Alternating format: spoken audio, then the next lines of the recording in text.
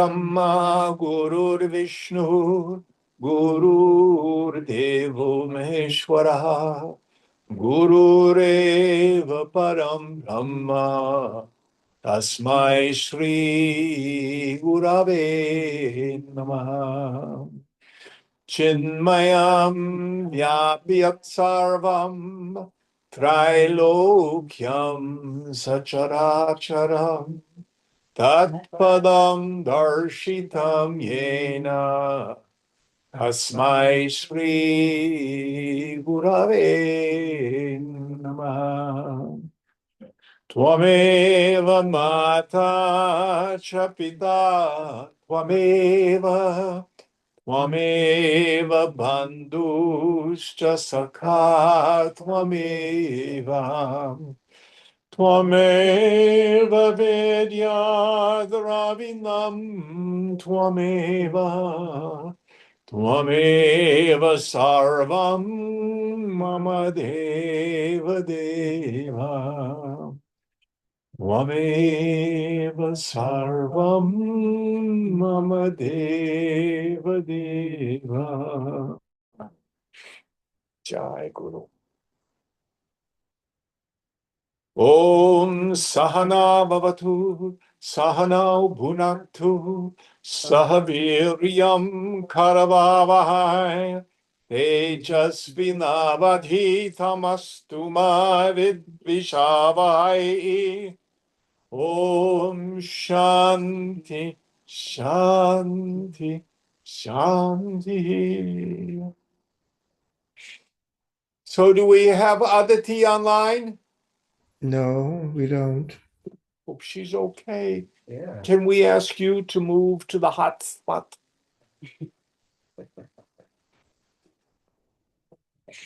Do we have Scott this morning? I gotta figure out where we No, are. we don't. But Mark will tell us. He knows everything. Well, Mark. So where are we in our text, Mark? Bookmark Mark says we are in chapter 76, and in Oddity's book, it's page 332.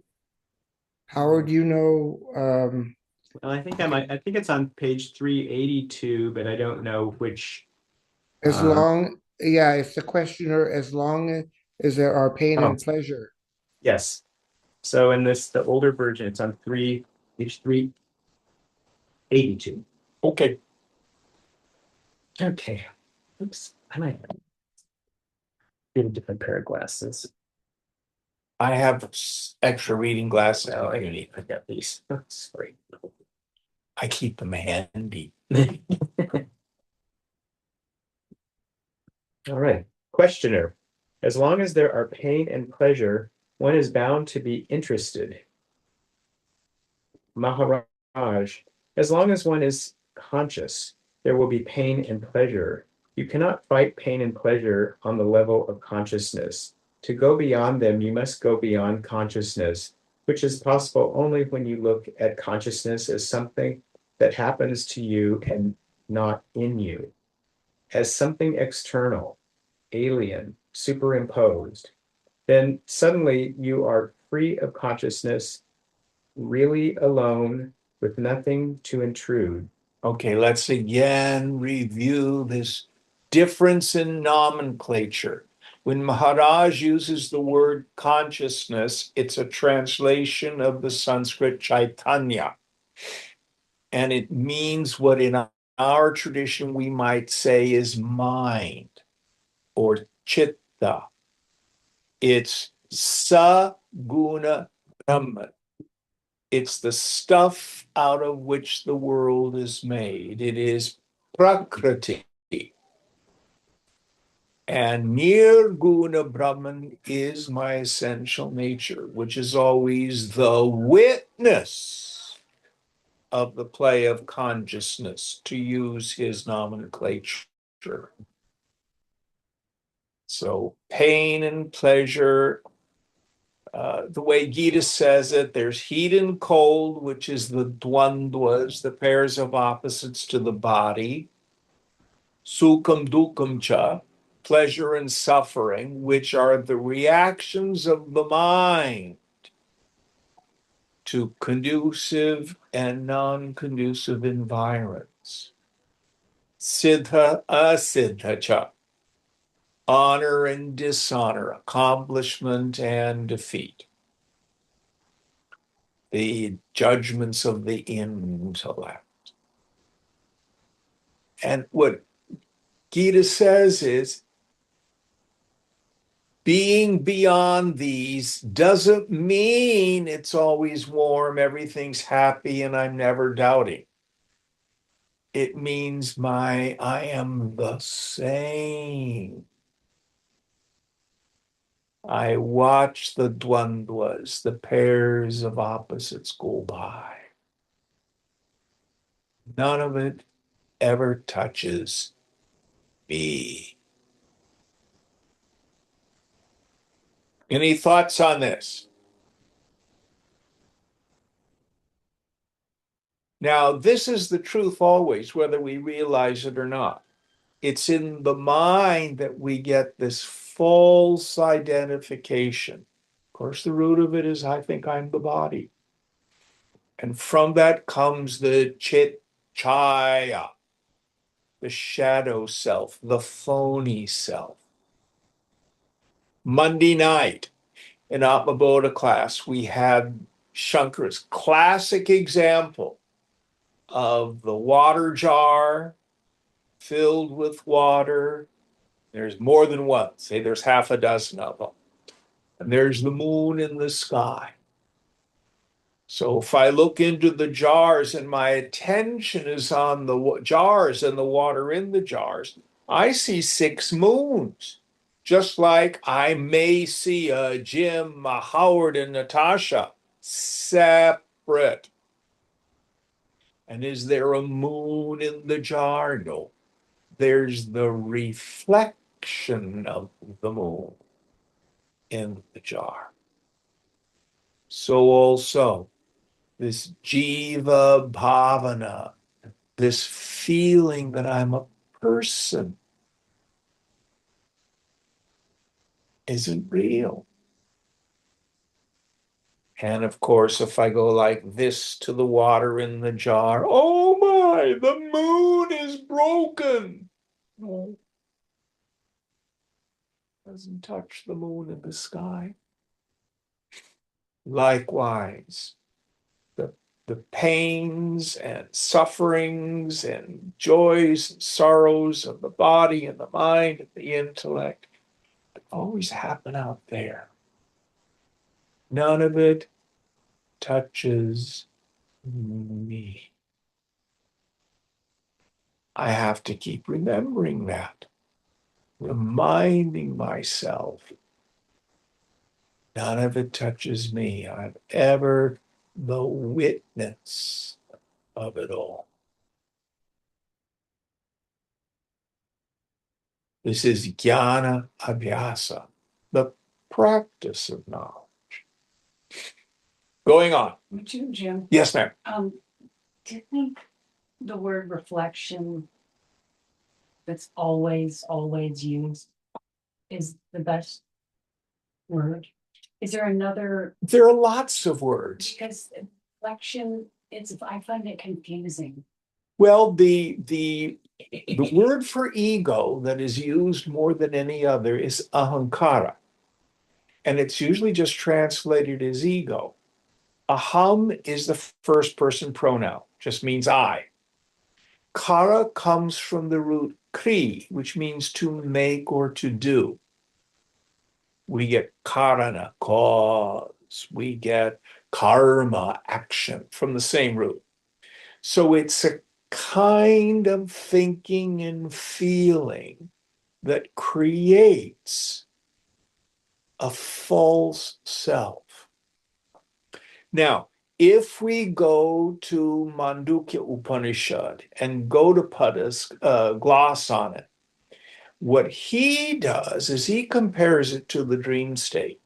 So our direct experience is, when I'm having a dream, the first thing that happens is the non-apprehension of myself as the waker. That's called deep sleep.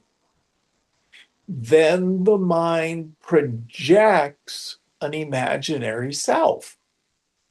I have a dream body, which is a locus of perception. I peep out at the dream world from that dream body, and I have an identification with it. I think it's me. And I go all through the travels and travails of the dream.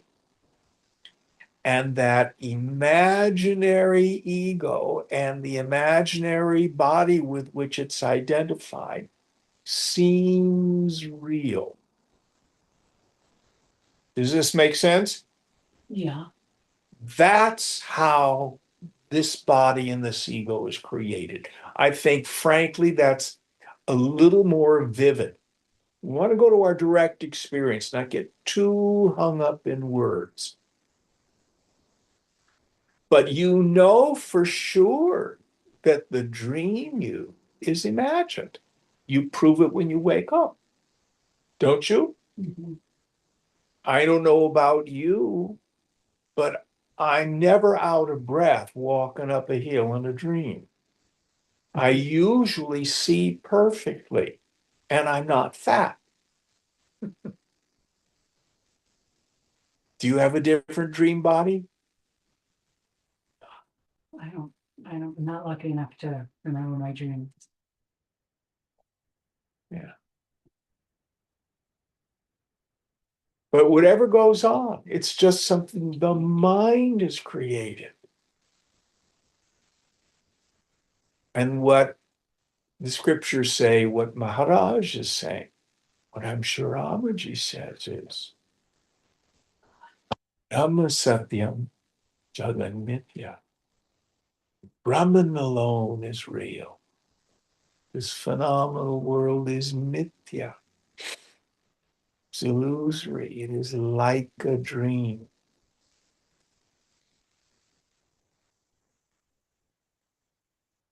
Now, there are other words. There's chaya, which literally means shadow as well as reflection.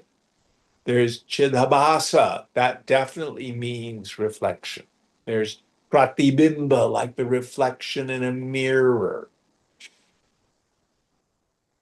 Like the waves in the ocean, that's another one. The waves are nothing but the ocean appearing as the waves.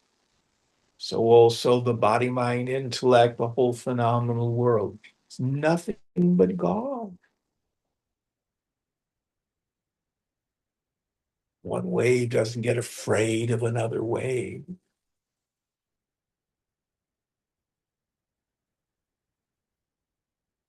I like the metaphor of the wave. Have you ever been body surfing? Mhm. So if you try to go out beyond the breakers and you're above the water, what happens? Waves hit you, they knock you down. It's like being inside a washing machine. So how do you get out beyond the breakers? You dive beneath the waves, swim out.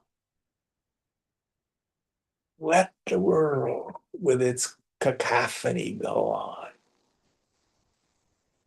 We don't ignore it, but dive beneath. Keep remembering. What do I mean? As a direct experience. Slow down, you move too fast. See if you can thin the mind just a bit.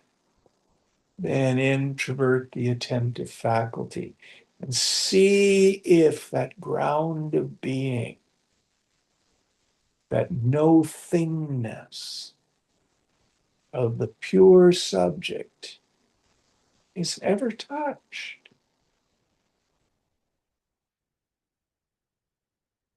Now, just like in Shankara's metaphor of the six water jars, there's only one moon creating the half a dozen reflections of the moon.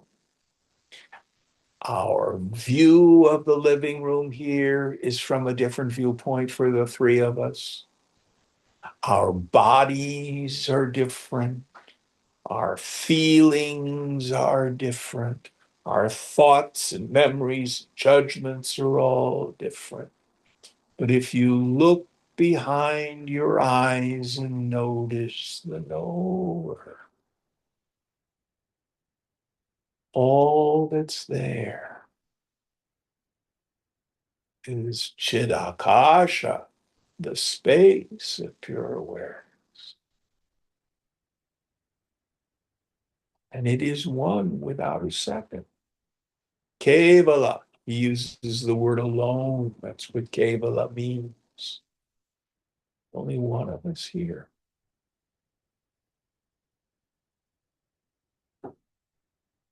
But once I forget that, that's the avarana shakti, the veiling power. Then immediately comes the vikshepa shakti, the projecting power. I think I'm a person. I think I'm the body plus all the stuff the body's done. Is that a little more helpful? Mm-hmm. Thank you. Words always fall short. All of these words are what I call map, not territory. So you can look at a map of the elevations of the Marin headlands, or you can look at another map of the various streets, a road map of the Marin headlands.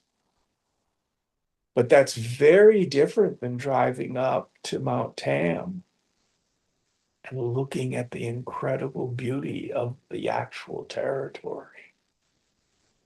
So all the words that even the greatest master uses, they point. They're partial always. Don't want to get hung up with them. All right, going on.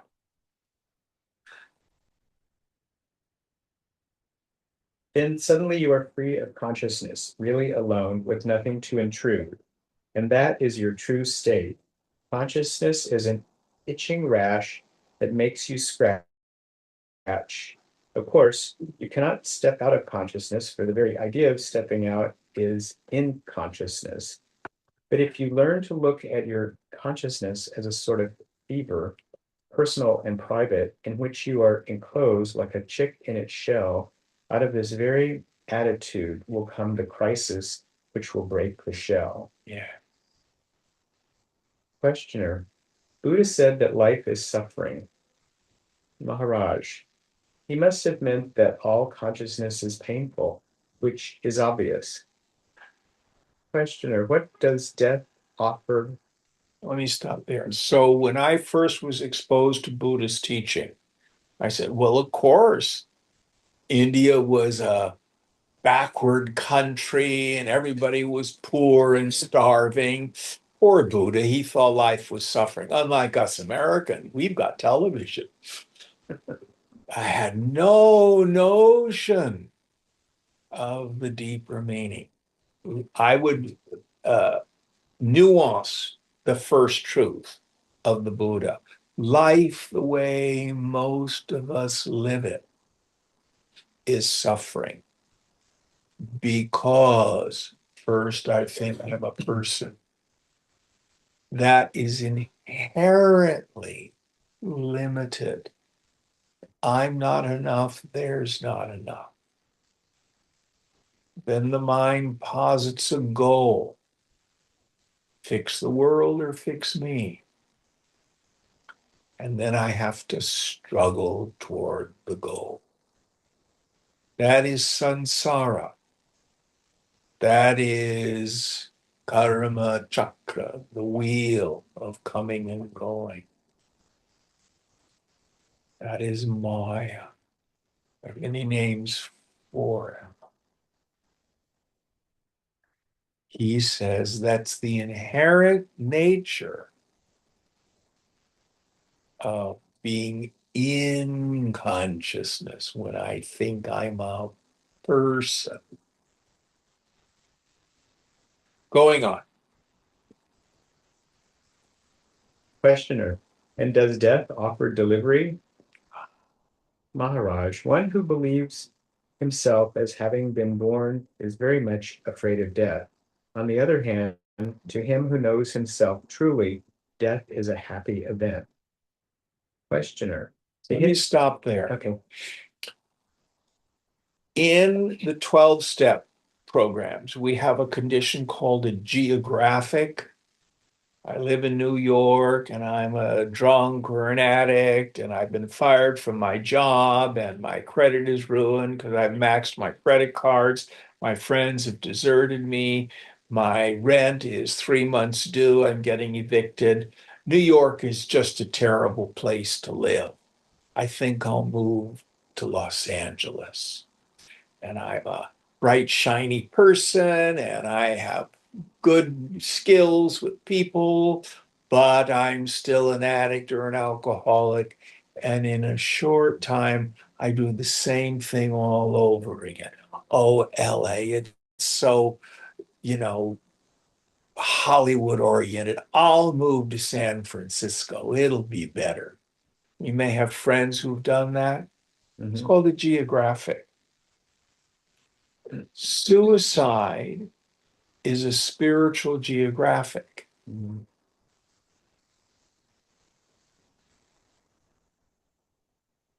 There are people on the path who have done a pretty good job of renouncing all their desires, but still have some pretty intense aversions to this world.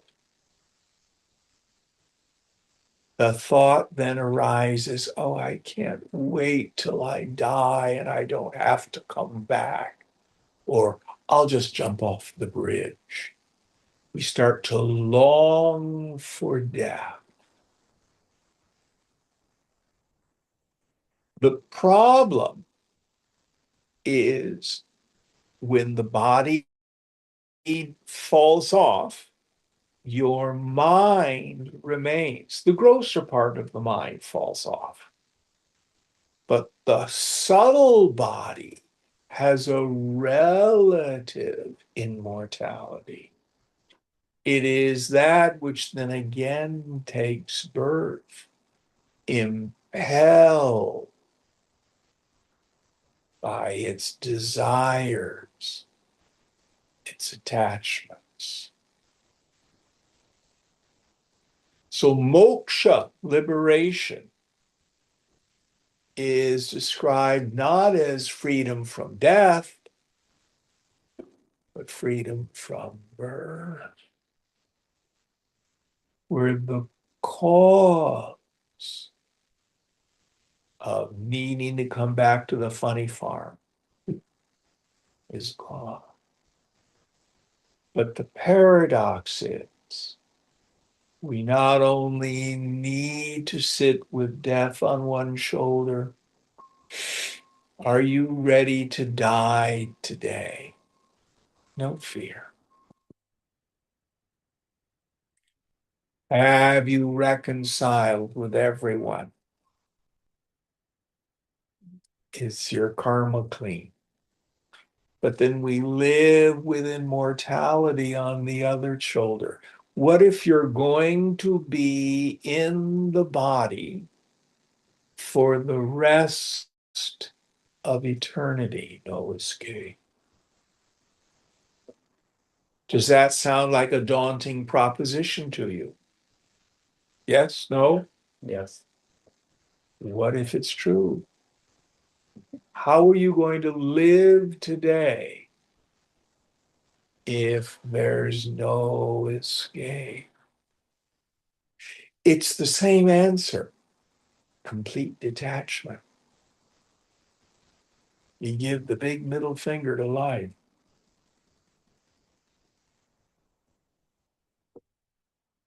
With the clear knowledge, everything is temporary. It all just passes in front of me. Whatever your problem is today, don't worry, it will pass. I promise you that.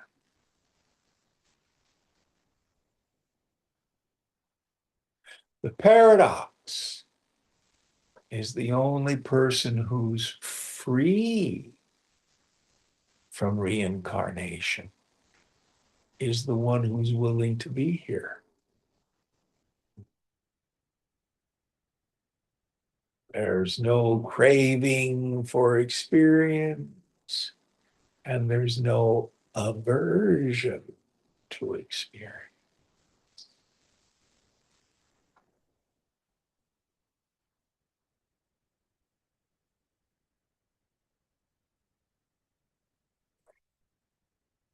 Any thoughts on this? Only the subtle body, I mean, if we're, there's no, or project, if all this is a projection, the subtle body is still a projection. It is. Okay.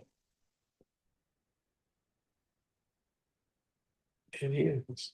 And for the person who's truly free, the jnani, the physical body returns to the physical elements at that, and the subtle body then dissolves back to the subtle elements. There's nothing left. Unless you still have desires and aversions, then you still got work to do.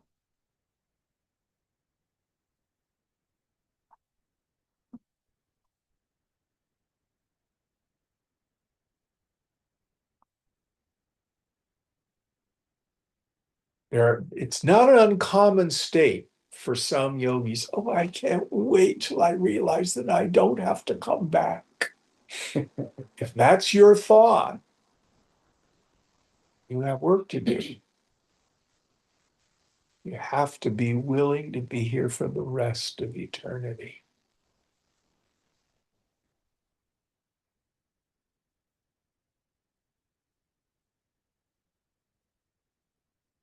Then, whether you incarnate or not is immaterial.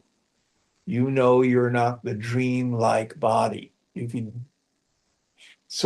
me give you another example. So today the sun is out. If when you were walking from the bar to the car, you looked down, you saw your shadow. But yesterday it was overcast, no shadow. Do you care No. whether you see a shadow or not? So also for the jnani. Why should I have concern of the appearance or non-appearance of this shadow-like self?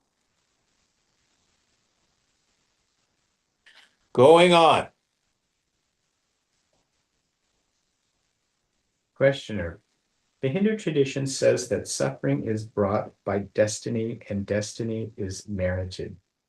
Look at the immense calamities, natural or man-made, floods and earthquakes, wars and revolutions.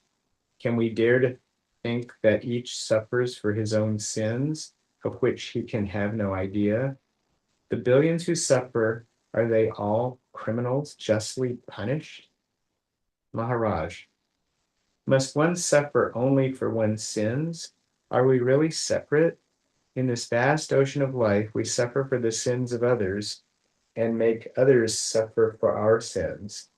Of course, the law of balance rules supreme and accounts are squared in the end. But while life lasts, we affect each other deeply. Yes. So my situation is the result of guna, the qualities of my mind, and karma, the force of my past as it interacts with the social, cultural environment.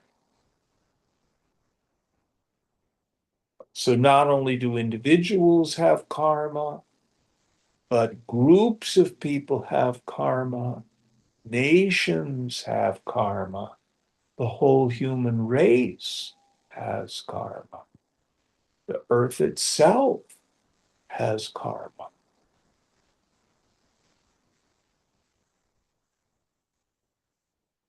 I was watching a YouTube video. You know, the orbit of the Earth around the sun is not circular, it's parabolic. So every so many hundreds of years, the Earth swings further away from the sun, and you get mini ice ages. So, for example, have you ever seen the painting of Washington crossing the Delaware? Very famous painting from the Revolutionary War. Yes. All this ice in the Delaware River. Today, there's never that much ice in the Delaware River, you know, it never gets that cold. But it did. There was a mini ice age at the time of the American Revolution all over the world, because the Earth had moved slightly further away from the sun. Going on. Questioner. Yes, as the poet says, no man is an island. Maharaj. At the back of every experience is the self and its interest in the experience.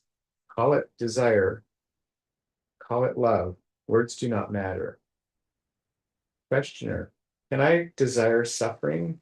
Can I deliberately ask for pain? Am I not like a man who made for himself a downy bed, hoping for a good night's sleep, and then he is visited by a nightmare and he tosses and screams in his dream? Surely it is not the love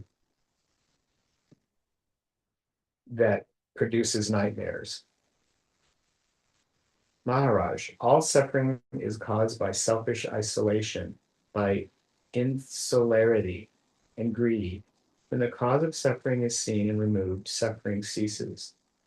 Questioner, I may remove my cause of sorrow, but others will be left to suffer. Maharaj, to understand suffering, you must go beyond pain and pleasure.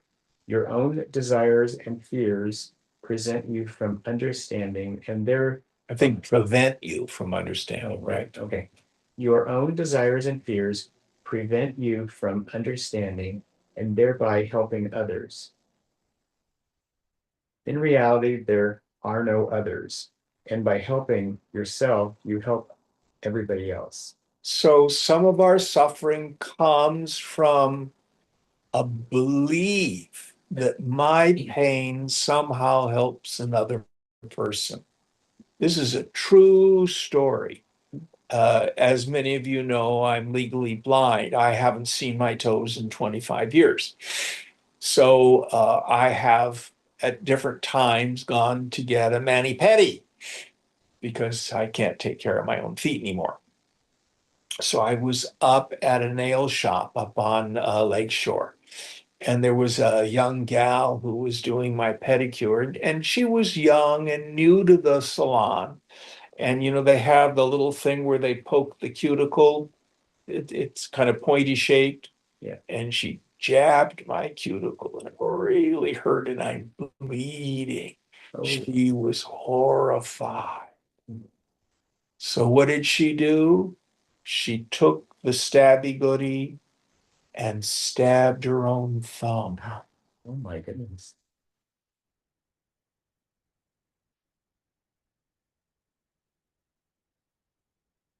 Somehow she thought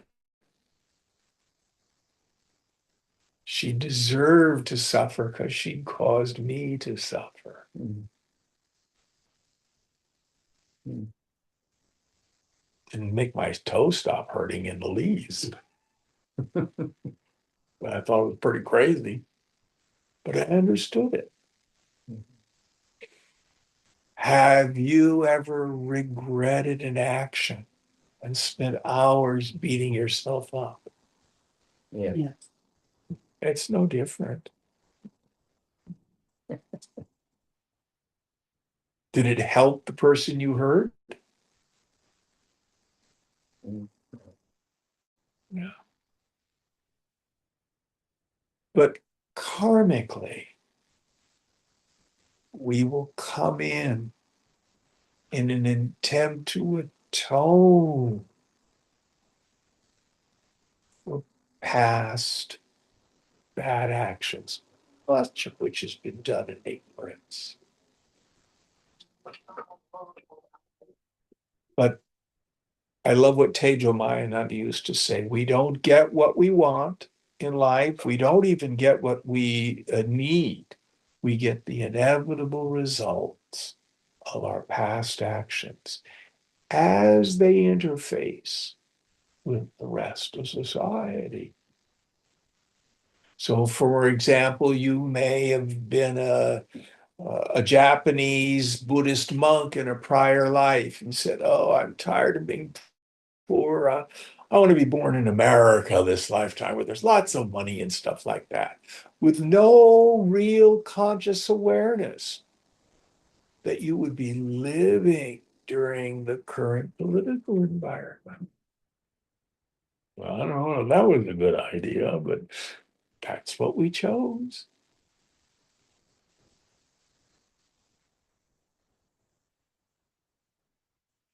All right, going on. If you are serious about the sufferings of mankind, you, you must perfect the only means of help you have, yourself. Questioner, you keep saying that I am the creator, preserver, and destroyer of this world, omnipresent, omniscient, omnipotent. When I ponder over what you say, I ask myself, how is it that there is so much evil in my world? Maharaj, there is no evil, there is no suffering. The joy of living is paramount. Look, how everything changes, how everything clings to life, how dear the existence. Questioner, on the screen of my mind, images follow each other in endless succession. There is nothing permanent about me. Maharaj, have a better look at yourself. The screen is there, it does not change. The light shines steadily. Only the film in between keeps moving and causing pictures to appear. You may call the film destiny, Harabda. Questioner, what creates destiny? Maharaj, ignorance is the cause of inevitability. Questioner, ignorance of what? Maharaj, ignorance of yourself primarily, also ignorance of the true nature of things, of their causes and effects. So let's reduce that to what is it that is the opposite of that ignorance, the knowledge. Koham, who am I? Aham Brahmasmi, I am that birthless, changeless, deathless ground of being. What is this world? Sarvam Kalvidam Brahma. This world is nothing but Brahman. But I see names and forms come and go. Ah, how does this world come about? Sankalpena, by means of imagination. Brahma Satyam, Jagan Mithya. Brahman alone is real. The names and forms, the Jagat, the whole world, Mithya, illusory.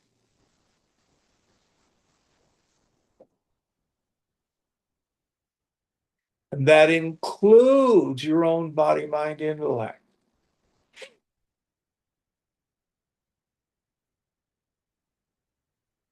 All comes about like a dream. Now listen carefully. Your ego is not dreaming the whole world. You have mini Maya in the dream state. Your one individual mind is creating the dream. But Ishvara is dreaming all of this. You get hit by a bus, the Andromeda galaxy doesn't pop out of existence. Going on. What? You took us to the Andromeda galaxy and then said, okay, going on. It was just a funny transition. This is on Maharaj. You look around without understanding and take appearances for reality. You believe you know the world and yourself, but it is only your ignorance that makes you say, I know. Begin with the admission that you do not know and start from there. There is nothing that can help the world more than your putting an end to ignorance. Now, let me give you a kind of a worldly example. I remember there was this fellow, his name was Peter, and he lived in an imaginary psychic world. He was a psychic, and he was surrounded by discarnate beings, a lot of them very negative, a few positive. He lived in this world that was beyond the physical plane. Now, he couldn't make a living. He couldn't get along with people and live with others. Had a hard time even just having a home. Was addicted. But he had such a hard time with the relative reality of this world that he had to create an imaginary world in which to live. I have another friend whose childhood was so painful, and she was absolutely in love with Harry Potter books as a child. And then she turned 11 and no owl showed up to tell her she was going to Hogwarts.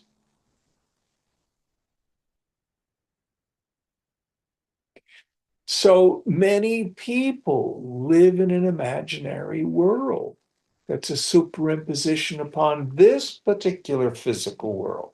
Just look at our current political situation. Mhm. But what Maharaj is saying, this world is imaginary. It's a superimposition on reality.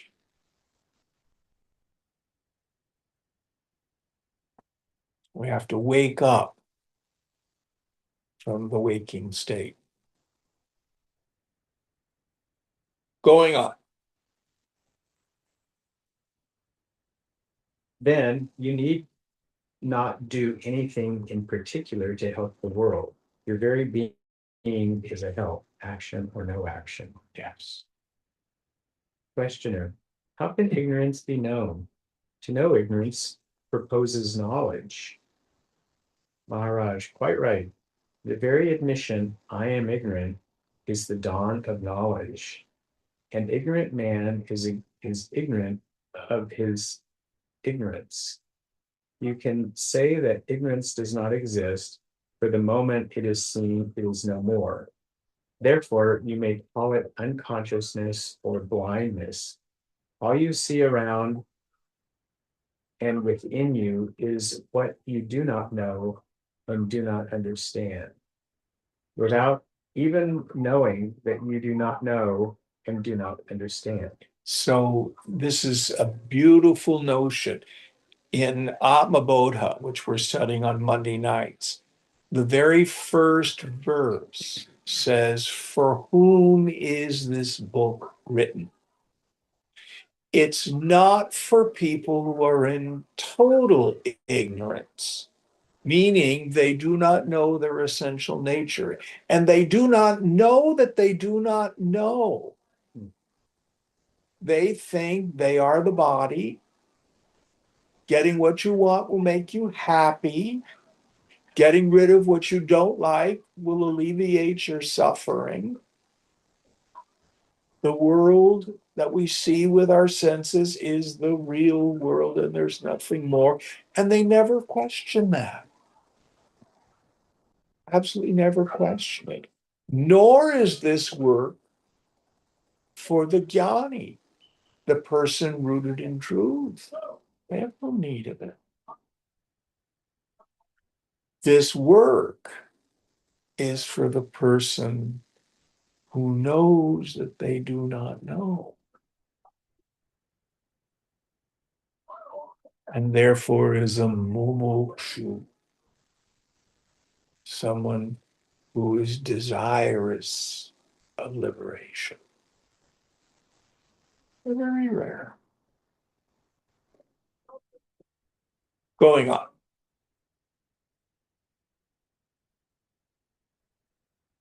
To know that you do not know, to know that you do not know and do not understand is true knowledge, the knowledge of a humble heart. Yes. Questioner. Yes, Christ said, blessed are the poor in spirit. Maharaj, put it as you like. The fact is that knowledge is of ignorance only. You know that you do not know. So when we start out, we think the world is real, the table is real, the sofa is real. My suffering is real. God, mystery. In the end, it's exactly the opposite. The only thing you will ever know for sure is a hum. It is the world that's mysterious.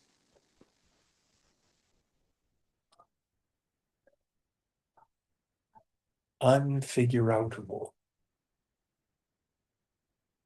Going on. Questioner, will ignorance ever end? Maharaj, what is wrong with not knowing? You need not know all, enough to know what you need to know. The rest can look after itself without your knowing how it does. So when we see the word omniscient, all-knowing, we think that, oh, the jnani, she just knows every fact about everything and everywhere. It doesn't mean that. It means in the now, whatever knowledge I need is present. The jnani lives from intuition.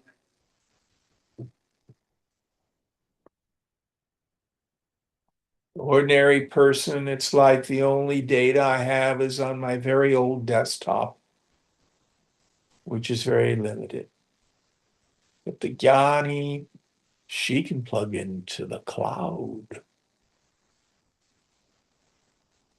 get an infinite source of wisdom in the now.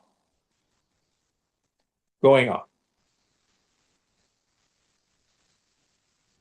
What is important is that your unconscious does not work against the conscious, that there is integration on all levels.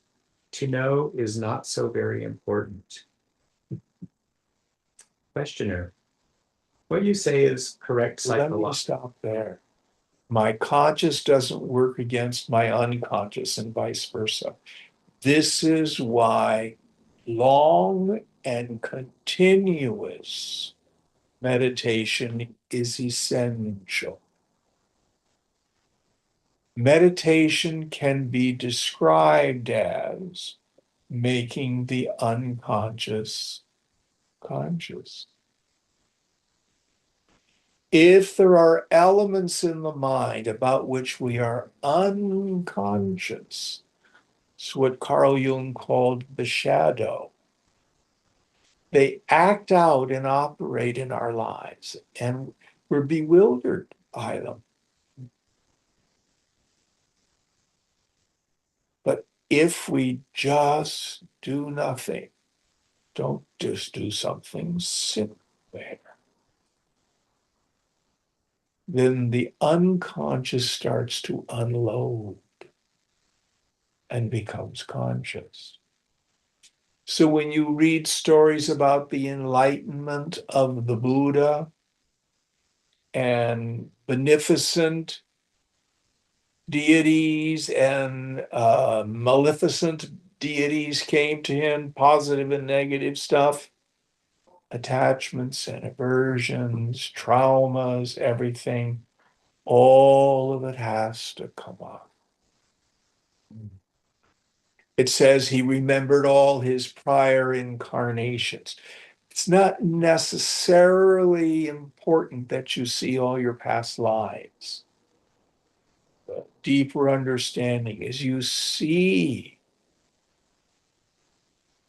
the where does all this behavior come from? The unconscious becomes conscious.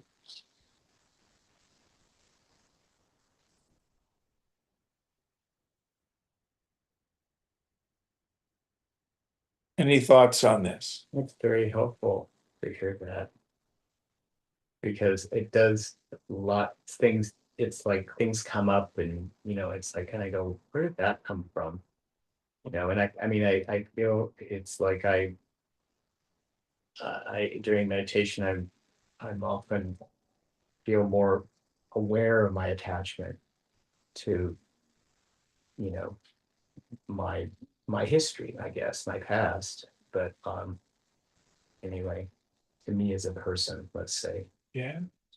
So sometimes it's a little bit, it's like it feels frustrating. It feels like It's not about superimposing a salve on top of a sore. That's not meditation. Meditation is like lancing a boil, and all that pus has to come up and out. The Sanskrit word is kshaya, which means the vomiting up the unconscious, the unloading of the unconscious. Any questions about this?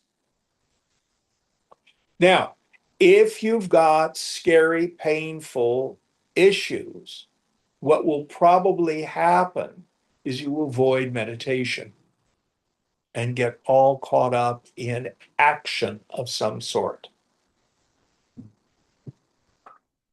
And then what will probably happen is your unconscious will bushwhack you.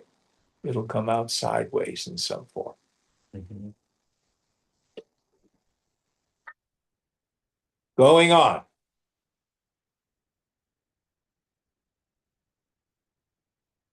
Questioner, what you say is correct psychologically, but when it comes to knowing others, knowing the world, my knowing that I do not know does not help much. Maharaj, once you are inwardly integrated, outward knowledge comes to you spontaneously.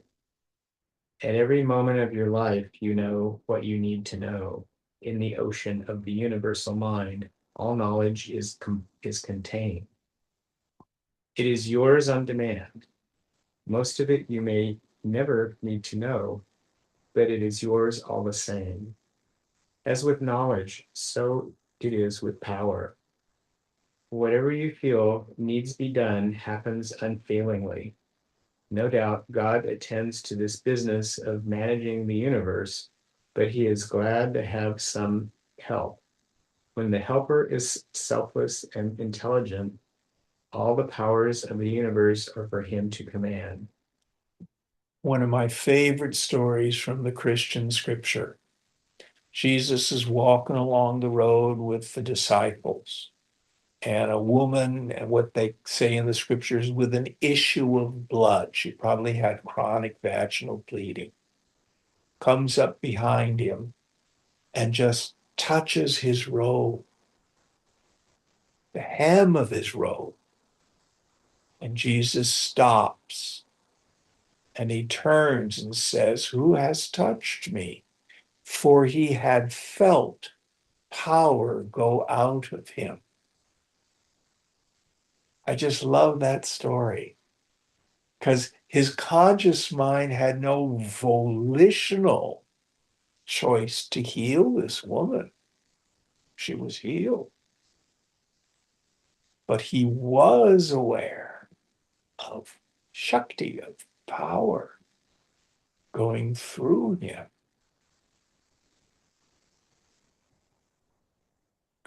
So also,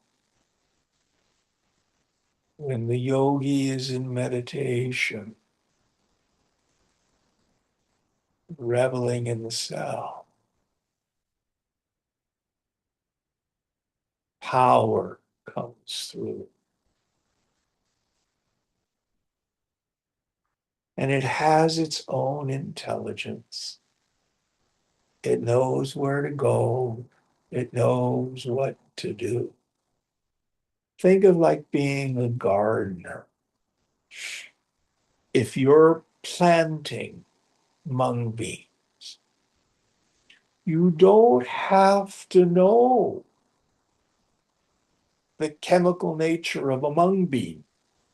Neither do you need to put it in the ground and go, oh, oh. It knows what to do. All you need to do is plant it.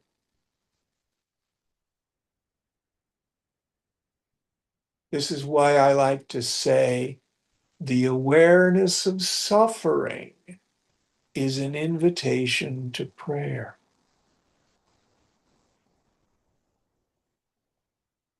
God doesn't make me aware of suffering for me to wring my hands or get angry or seek vengeance. It's for me to hold that situation in consciousness, empty out, and let the mother, Shakti, come through and do her healing work.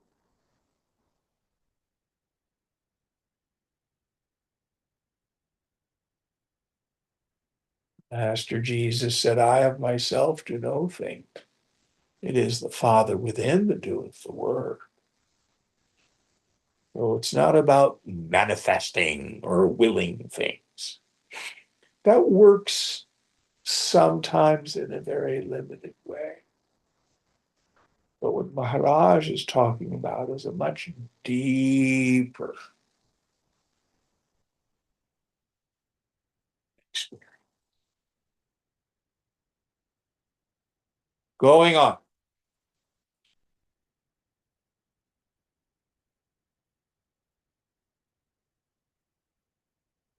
Questioner, even the blind powers of nature. Okay, the sentence before that was when the helper is selfless and intelligent, all the powers of the universe are for him to command. Questioner, even the blind powers of nature? Maharaj, there are no blind powers. Consciousness is power. Be aware of what needs to be done, and it will be done. Only keep alert and quiet. Once you reach your destination and know your real nature, your existence becomes a blessing to all. You may not know, nor will the world know, yet the help radiates. There are people in the world who do more good than all the statesmen and philanthropists put together. They radiate light and peace with no intention or knowledge. When others tell them about the miracle they worked, they also are wonderstruck. Yet, taking nothing as their own, they are neither proud nor do they crave for reputation. Yeah. they are just unable to desire anything for themselves, not even the joy of helping others, knowing that God is good, they are at peace. That's the end of the chapter. Okay, I think that's a good place to stop today.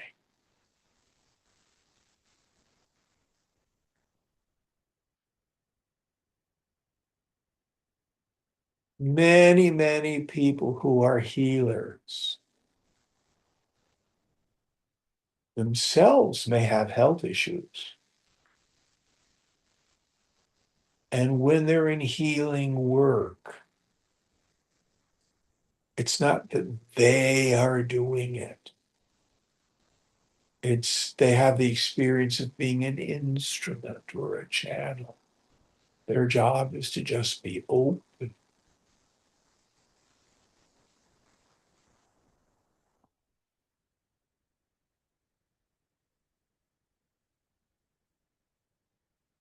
Same with teachers. Amma doesn't start her day with a lesson plan. You know what I mean? She's just open, and people come and they get what they need.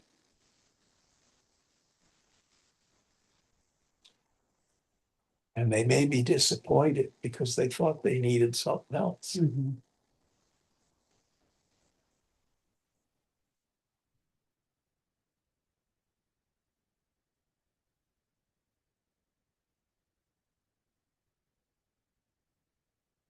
Om Purnamada Purnamidam Purnat Purnamudachyate Purnasya Purnamadhaya Purnameva Vashishyate.